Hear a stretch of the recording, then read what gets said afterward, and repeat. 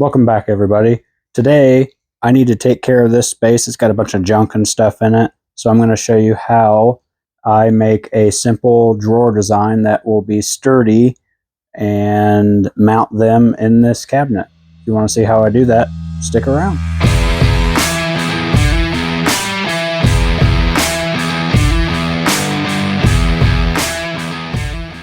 For this project, I'm going to be using plywood. I'm going to be making 2 drawers. They are going to be roughly 21 by 21. That just happens to be the size of my cavity that I have to put them in. You know what I mean, right? They are going to be 5 inches tall, and I'm just using some scrap plywood I had around. If I needed to buy the plywood for these 2 drawers, it would be about half a sheet. I'm going to start off at the chop saw. I am going to go kind of back and forth here. This one is short enough and narrow enough that I can chop it all up on the miter saw first. If I was going to do this again, I'd probably just run everything through the table saw first and then bring it over. But I do square off those ends and then come back and cut them to length. The lengths for my drawers are 21 inches wide. 21 and 7/16 wide and 21 deep. And they all are also 5 inches tall. This, coupled with the way I'm going to do the bottoms, is going to give me plenty of clearance for the things I'm going to put in these drawers. Now the key to this build is pocket holes. That's how we're going to hold everything together. We aren't even going to put any glue on this. This will allow us to customize the size of the drawer later on if we need to. This one happens to be an older Kreg K4 or something like that. I don't even remember. But you can use literally any pocket hole jig you can find. The Amazon ones are fine. If you have one of them full-on pocket hole machines, that would work as well, but it's not necessary.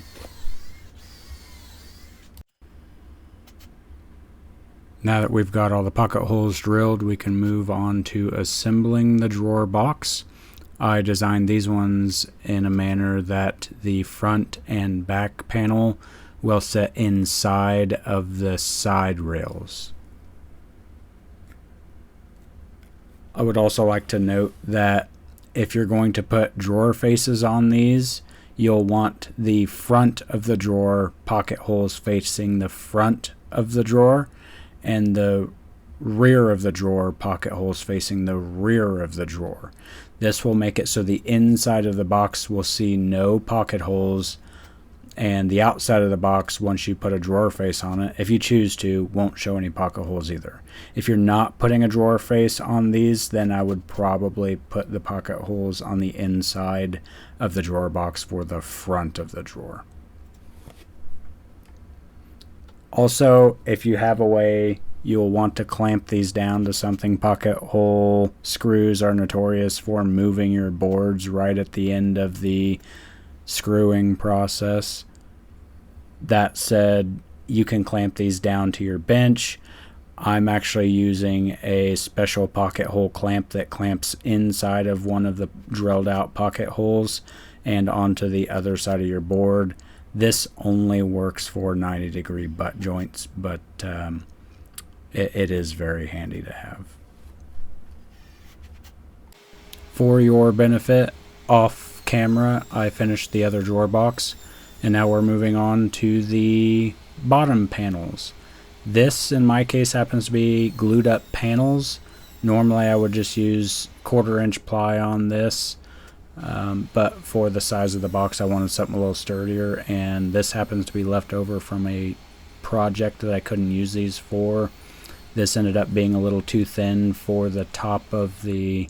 This happens to be from a project I was doing about a year ago, and it was a top for that, and it ended up being too thin, and after the glue up, it twisted. This board is more twisted than your sister. And to be honest, if I were to show up to my customer's house with the board warped like that, they probably would have said, "We're not going to take that. No, we're not going to take it." That was really stupid.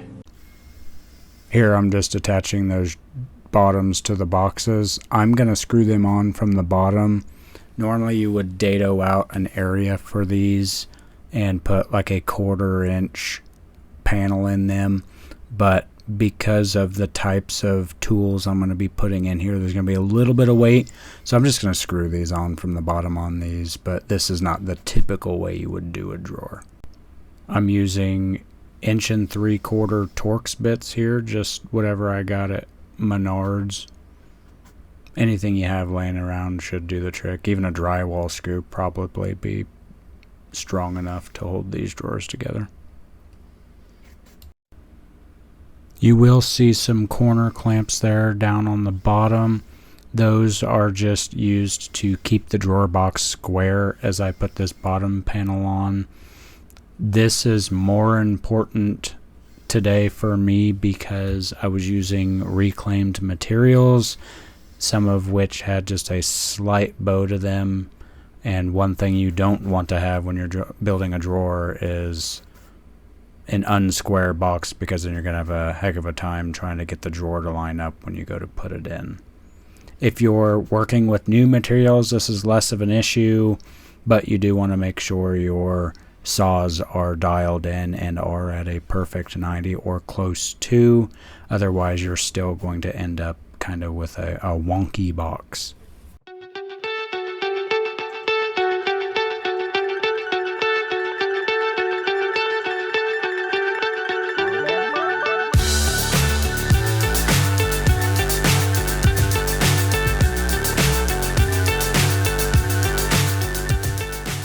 The next step is to do the drawer glides and get these installed.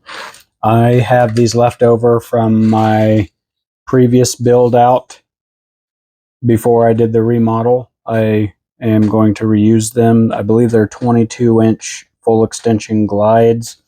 This is a 21-inch drawer. That's fine. It'll stick out the back a little bit, but you will get the drawer fully out of the cabinet base so you can get to everything that's in the drawer. We'll have to mount one half of it inside of the cabinet and the other half will mount directly to the drawers. My preferred method is just to line these up to the bottom. I'm probably going to raise them up maybe 3/4 of an inch on this particular build, but that should give it enough rigidity to withstand the weight that's going to be putting onto it, and the drawer won't start to try and buckle or anything like that, or get stuck inside the drawer box as you're pulling it in and out. To attach the drawer glides, I'm using number 6 or number 8 1/2-inch sheet metal screws. I know they do say sheet metal, but they work fine in wood. Because of the size of these side mount drawer glides and where the holes for mounting them line up, I do have to drill an additional hole where there wasn't one near the rear of the drawer. Otherwise, the rear of the drawer would not be supported at all. It'd have basically a pivot point in the center almost. There'd be 2 screws holding everything together, one in the center, one in the front. So I did come back and add another hole at the back for all the drawer glides. I'm also using, on the holes that already existed, I'm using a self-centering drill bit, just a cheap one I bought off the Menards website. It seems to work just fine. Now we are attaching the drawer glides inside of the box. Normally you would set these about flush to the front of your drawer box, including the face frame. I actually inset these back as far as they would go because I anticipate on installing a door in front of this section instead of drawer faces. Don't ask me why I like that, but it is something I like. So the 2 outer edges are going to have drawers with drawer faces. The center is going to look like a cabinet, but will also be drawers with bigger items in there. I used 7-inch spacer blocks to put that top set of rails where I wanted them, and then again inset them all the way to the rear of the cabinet. I will also spare you the the horror of watching me do the left side and all you see is my bald spot and back fat.